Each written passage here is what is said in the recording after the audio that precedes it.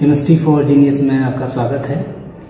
आज हम लोग पीजीटी बायोलॉजी केंद्रीय विद्यालय में जो तैनात हैं मिस्टर पवन जैन, उनका इंटरव्यू लेने जा रहे हैं और उनसे हम लोग जानेंगे कि 12th क्लास में अच्छे मार्क्स लाने के लिए किस तरीके से मेहनत करें, क्या क्या स्ट्रेटजी रखें जिससे कि आपके बायोलॉजी सब्जेक्ट में मार्क्स अच्छे आएँ। सर डिस्ट्रिक्ट गोल्ड मेडलिस्ट हैं। पिछले टर्म पे मैंने जिनका इंटरव्यू लिया था मिस्टर रावत, वो भी गोल्ड मेडलिस्ट थे। तो ऐसे लोगों का इंटरव्यू में आपको पता चलेंगी वो इम्पोर्टेंट टिप्स जो आपको और लोग आसानी से नहीं बता पाएंगे। तो सर वेलकम हमारे चैनल पे। Thank you sir. तो सबसे पहले बच्चों के लिए मैं चाहूँगा कि आप ये बताएं कि बच्चे जो 12th क्लास में हैं, बहुत कम टाइम बचा है एग्ज़ाम के लिए, तो बच्चों को कितने घंटे भी लगभग देने चाहिए बायोलॉजी की पढ़ाई करने के लिए जो एग्ज़ाम में उनके मार्क्स अच्छे आए? सबसे पहले बहुत बहुत धन्यवाद श्रीमान गौरव कचूरी जी कि आपने मुझे आज इस मंच पर बुलाया। आगे मैं आपको कुछ बातें जो सर ने ऐसे पूछी उसके बारे में बताना चाहूँगा कि बायोलॉजी जैसे सब्जेक्ट जो है वो एक सतत पढ़ाई करने का विषय है। मतलब इस विषय में ऐसा नहीं है कि आप सोचें कि आज पढ़ लें फिर 3 दिन बाद हम कोशिश करें पढ़ने की। आपको लगातार जो है पढ़ाई करनी पड़ेगी। लेकिन हाँ, ये है कि समय भले ही आप चाहें तो थोड़ा सा कम दें तो भी काम चल जाएगा, लेकिन ऐसा सोचें कि इसको डिसकंटिन्यू कर दें तो ये सही नहीं है। मेरे हिसाब से यदि आप लगातार प्रतिदिन 2.5 घंटे से लेके और 3 घंटे तक इसको दे रहे हैं तो ये काफ़ी है। आपको अच्छे नंबर, अच्छे मतलब कह सकते हैं बहुत अच्छे नंबर लाने के लिए, लेकिन सतत रूप से देने पड़ेगा समय आपको। जी जी। तो एक इम्पॉर्टेंट बात ये निकल के आई कि 2.5 घंटे का एज एन एवरेज टाइम आप बायोलॉजी में दें। और सर ने ये भी कहा कि आपकी ग्रेस्पिंग अच्छी है तो कम समय में भी आपका काम चल सकता है। सर अभी इस समय 2 तरह के बच्चे मेनली हम लोग फेस करते हैं कि एक तो वो कि जिनको थोड़ा सा डर लग रहा है बायोलॉजी में, उनको लग रहा है कि पास होना बहुत मुश्किल है, और दूसरे वो कि जिनको लग रहा है कि हम किस तरीके से 95 या 100 मार्क्स लाने के लिए प्रयास करें। तो 2 तरह के बच्चों के लिए आप क्या स्ट्रेटजी बताएंगे, किस तरीके से बच्चे मेहनत करें? कि पहले पासिंग वाले बच्चों के लिए बताइए सर, पासिंग वाले बच्चे क्या करें क्योंकि ठीक है 40% 50% मार्क्स आ गए, वो क्लियर कट पास हो जाए। तो जैसे आपने कहा अंडर अचीवर जो बच्चे हैं जिनके नंबर थोड़े से कम आते हैं, तो उनके लिए जैसे इस वक्त यदि हम देखें तो जैसे CBSE ने जो अपना सिलेबस है उसको बहुत जो है वो कम किया हुआ है और इसका फ़ायदा बच्चे उठा सकते हैं। क्योंकि पिछले सालों में जहाँ पे 16 अध्याय हुआ करते थे, चैप्टर हुआ करते थे, वहाँ पे कट के अभी टर्म 2 में केवल 6 चैप्टर से जिनको तैयार करना है। और इन 6 चैप्टर्स में से आप लोग सबसे पहले जो है जिनके नंबर थोड़े से कम आए टर्म 1 में, या फिर जिनको अपने ऊपर थोड़ा कम विश्वास है पढ़ाई को लेके, तो वो चाहें तो शुरुआती जो चैप्टर जैसे ह्यूमन डिजीज वाला चैप्टर है वो पहले रखें पढ़ने के लिए।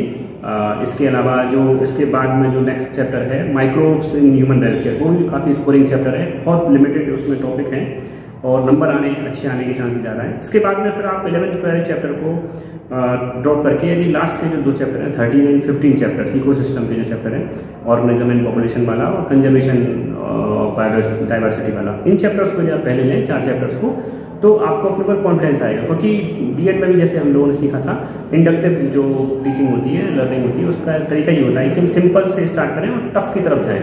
तो ये चैप्टर सिंपल है जिससे आपको कॉन्फिडेंस आएगा। जब आपको लगे 4 चैप्टर हो गए तो फिर आप बायोटेक्नोलॉजी चैप्टर की तरफ जा सकते हैं और उसमें यदि आपको लगे समय है और आपको जो है वो कॉन्फिडेंस मिल रहा है तो आप उनको तैयार कर सकते हैं, जिससे कि नंबर आपके 40 से 60-70 के बीच में परसेंटेज के बीच में आ सकते हैं।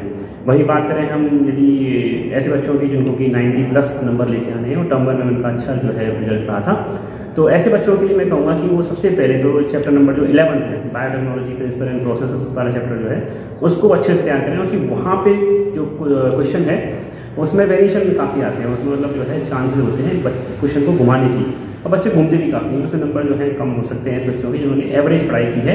क्वेश्चन आंसर्स को उसी तरह से पढ़ाए कि बस एक ही तरीका हमको पढ़ना है, 2 तरीके हमको पढ़ने, तो वहाँ पे क्वेश्चन घूमता है। आपको चैप्टर नंबर 11 को अच्छे से पढ़ना है, उसमें जितने भी प्रीवियस क्वेश्चन हैं वो करें और दिमाग से सोचें, खुद सोचें कि कहाँ पे क्वेश्चन जो है वो टफ बन सकता है, किस किस तरह से घुमाया जा सकता है, तो आपको ज़्यादा जो है फ़ायदा मिलेगा। तो ये कुछ बातें। एक और बात है, NCERT की जो बुक है उस पर पूरा विश्वास करें। आप जितने भी साइट की बुक्स अभी पढ़ रहे होंगे एग्जाम टाइम में, सबको छोड़ के NCERT की एवरी लाइन को आप पढ़ें, क्योंकि किसी भी लाइन से क्वेश्चन उठा के CBSE देती है। पिछले साल का ये एग्जाम्पल रहा है। ऐसे ऐसे क्वेश्चन जो है वो पूछे जाते हैं जो कहीं भी लाइन से उठा के पूछा था, जो देखा है बच्चे ने थॉरो रीडिंग की है नहीं की है, तो ये काफ़ी ज़्यादा आपके लिए फायदेमंद रहेगा मेरे हिसाब से। ये हाँ, तो ये एक इम्पोर्टेंट बात है कि एनसीईआरटी सभी को पढ़नी है। तो सभी विद्यार्थी जो एक तो बिलो एवरेज वाले बच्चे हैं, जिनको लग रहा है कि बड़ा मुश्किल है पेपर में किस तरह से एग्जाम दिया जाए, उनको भी एनसीईआरटी ढंग से लगानी है। और साथ में जो बहुत अच्छे बच्चे इनको 95 और 100 मार्क्स लाने का टारगेट जिन्हें तय किया है, वो भी सर ने जो चैप्टर्स बताए उन चैप्टर्स पे थोड़ा स्ट्रेस देंगे तो डेफिनेटली वो अचीव कर सकते हैं। सर कई बार ये होता है कि बच्चा बहुत मेहनत कर रहा है और वो उसको लग रहा है कि वो एग्जाम में 90% पेपर करके आया है, लेकिन मार्क्स हमेशा 80% ही रह जाते हैं। बायोलॉजी में ऐसा किन रीजन से होता है और बच्चे को क्या करना चाहिए इन चीज़ों को सही करने के लिए? हाँ, सर ने बहुत अच्छा क्वेश्चन पूछा है। ऐसा कई बार होता है कि हमें लगता है कि हमने जो है पेपर जो है वो काफ़ी अच्छे नंबर में किया था और हमें करीब 10-12 नंबर का नुकसान हुआ। और कुछ बच्चों को वही फायदा भी होता है, वो सोचते हैं, कई बार आपने IAS के इंटरव्यूज़ को देखा होगा, सुना होगा, प्रतियोगिता दर्पण वगैरह आप पढ़ते हो, या फिर दूसरी जो कंपटीशन की बुक्स आती हैं उनको आपने पढ़ा हो, तो उसमें इंटरव्यू में कई बार कहते हैं कि मुझे उम्मीद थी कि मैं जो है टॉप 10 में आऊँगा, लेकिन रैंक 1 आएगी इसकी उम्मीद नहीं थी, या फिर मुझे उम्मीद थी कि मैं टॉप 50 में होऊंगा, कि रैंक अंडर 10 आएगी, इसकी उम्मीद नहीं थी। ऐसे काफ़ी आपने टॉप रैंकर्स को सुना होगा कहते हो। इसकी वजह क्या है? इसकी वजह ये है कि हम प्रेजेंटेशन कैसा करते हैं। कई बार क्या होता है, आपके पास में सेलेक्ट की फॉर्म में ककम्बर भी है, टोमेटोज भी हैं, अनियन भी है, कुछ लोग ऐसे ही काट के ले जाते हैं और कुछ लोग उसको उसी को थोड़ा सा 3 लेयर बना के और थोड़ा सा उसको डेकोरेशन जो होती है, वही प्रेजेंटेशन मेरे हिसाब say that is very important part of writing.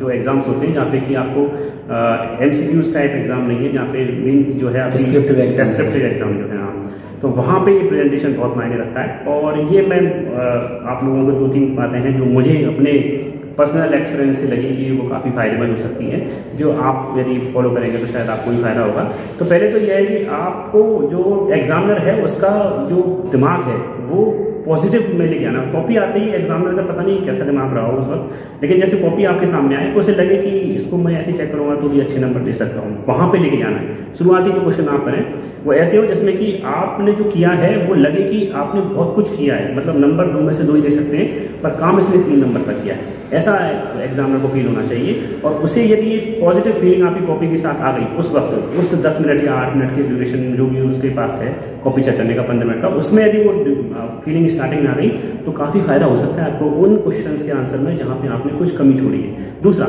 यदि आप जो भी आंसर लिख रहे हैं आपको बताएं कि मेरा करेक्ट वर्ड है, मतलब ये सबसे मेन वर्ड है जहाँ पे कि मुझे एग्जाम अगर ध्यान लेके जाना है तो उसे आप अंडरलाइन करें, उसको दिखवाएं, वो बताएं कि देखो मैंने लिखा है और ये आपको पता होना चाहिए क्योंकि यही मेरा वर्ड है जिससे मुझे नंबर मिलने वाले हैं। तो उसको आप किसी तरह से लास्ट में कम से कम 10 मिनट अपने एग्जाम में रखें, जिससे कि बाय द वे आप उनको अंडरलाइन करना, हाईलाइट करना भूल गए तो उनको आप अंडरलाइन करें जिससे कि वो देख सकें।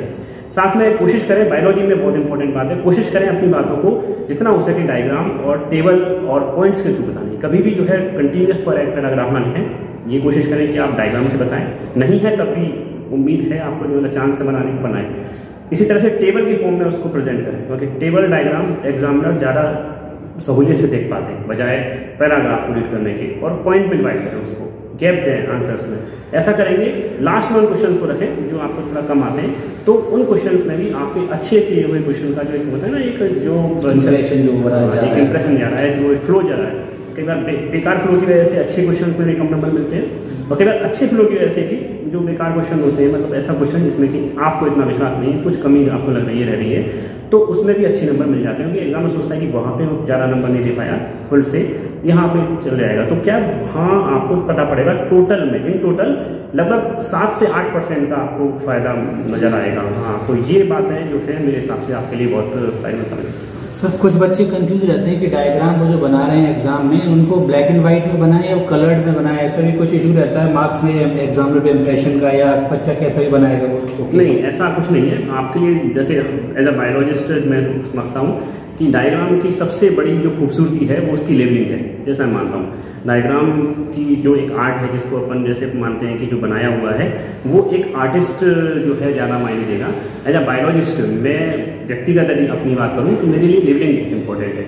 हो सकता है कि पास समय कम बचा हो, आप उसको इतना खूबसूरत नहीं बना पाए हो, लेकिन मेरे लिए खूबसूरती उसकी लेबलिंग से है। तो यदि आपने उसको किसी भी तरह से आपने समय कम रहने की वजह से यदि बनाया है, लेकिन आपने लेबलिंग प्रॉपर की है, वो एग्जैक्ट प्लेसेस, आज आपने देखा होगा CBSE में आजकल डायग्राम नहीं पूछे जाते, लगभग डायग्राम को मिनिमाइज करते जा रहे हैं, और डायग्राम बना हुआ आता है, उसमें जस्ट ABCDEF करके आपसे पूछा जाता है। तो इसका मतलब यही है कि वो आपके टेक्निकल एस्पेक्ट को ज़्यादा जानना चाह रहे हैं बजाय अपने आर्टिस्टिक एस्पेक्ट के। तो मेरे हिसाब से यदि डायग्राम आता भी है तो आप उसमें ज़्यादा समय ना गवाते हुए आप उसकी लेवलिंग को याद रखें, उसको घर पे प्रैक्टिस करें और परफेक्टली उसको लेवल करके आएँ, आपको पूरे नंबर मिलेंगे। ठीक है सर, बहुत बहुत धन्यवाद। आपने बहुत महत्वपूर्ण बातें बताई हैं विद्यार्थियों के लिए। तो स्पेशली जो 12th क्लास के बच्चे हैं, इन बातों का अगर ध्यान रखेंगे तो डेफिनेटली अगर वो टारगेट रख रहे हैं 95 का 100 मार्क्स का तो अचीव कर सकते हैं। और जिनको बायोलॉजी से डर लग रहा है वो बच्चे भी सर की बातों को अगर फॉलो करेंगे तो डेफिनेटली उनके लिए बायोलॉजी बहुत ईजी हो जाएगी। तो हम आशा करते हैं कि ये वीडियो आपके लिए बहुत हेल्पफुल होगा। तो अगर आपको वीडियो पसंद आता है तो आप वीडियो को लाइक कर सकते हैं और अपने दोस्तों के साथ सब्सक्राइब कर सकते हैं। Thank you very much.